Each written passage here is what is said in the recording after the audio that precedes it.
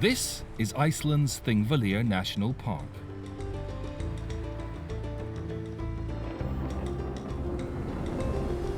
It was here where one of the oldest parliamentary institutions in the world, the Althing, held its first meetings over 1,000 years ago. The assembly plains at Thingvellir still bear the footprints of the country's Viking forefathers. People would come here to settle disputes, draw up laws, and to take part in wrestling competitions.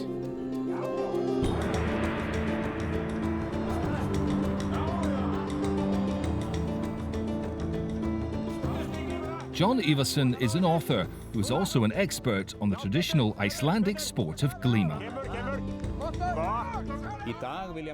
Today, people want to show that Glima is as much a part of our identity as our language, as much a part of our country's heritage as the old scripts and sagas. Glima features a great deal in our history. To be adept at Glima is to be a good Icelander.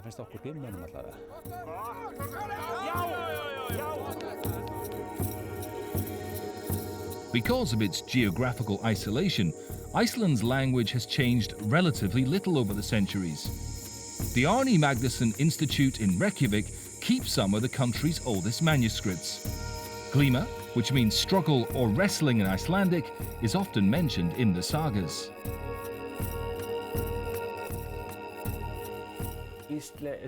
Nowadays, our old Icelandic sagas are still being read at school, but they are now being published alongside a modern language parallel text, so that pupils can follow the content without too much of a problem.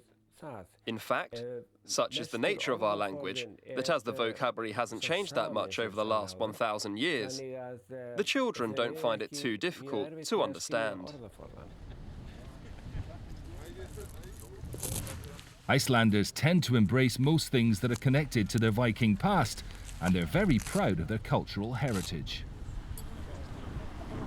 The laws of Glima have been passed down from father to son over the years.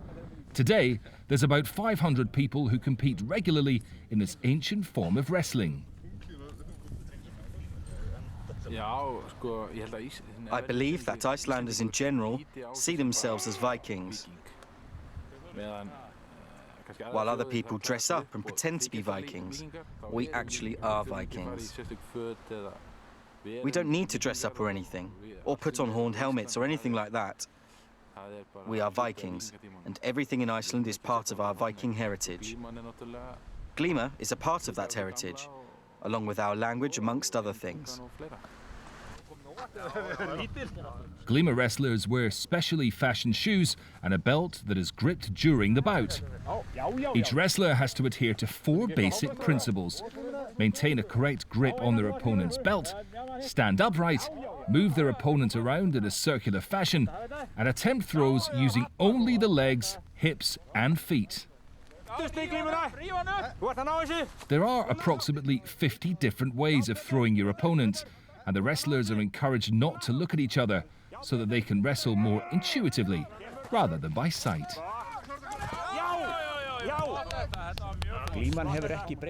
Glima hasn't altered much over the centuries. The biggest change happened 100 years ago when people started competing in a more modern form of the sport. That was when the belt was introduced. Before that, you would just grab hold of your opponent's clothes.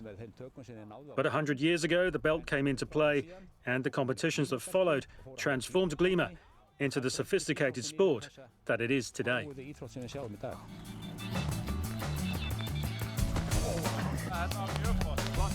Glima is a sport of balance, holding, and maneuvering, where strength alone is not imperative. No points are ever awarded. When time runs out, a tie is called. A winner is declared when an opponent is thrown to the ground. Compared to other wrestling sports, Glima takes a long time to learn. Those who start late very often lack a certain touch, and it's hard for them to become experts. Of course, everyone can learn Glima, but in order to become really good, you need to start young, practice hard and long. It's all about feeling, good timing, tricks and technique. In the 1990s, Glima was reintroduced into schools, and women and girls were allowed to take part in competitions.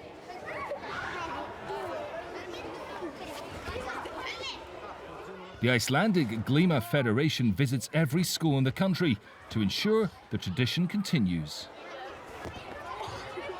Former national champion Johannes Sveinbjornsson learned Glima whilst still at school. We have both county competitions and national ones, where anyone who knows the techniques of Glima can take part and compete. We also have other cups where the leagues are divided by weight and age, and then we have international cups. So we have a lot of variety. The Icelandic Glima Federation is also promoting its sport abroad. World Championships are now held every year, and they see wrestlers from several different nations taking part in this most traditional of Icelandic pursuits.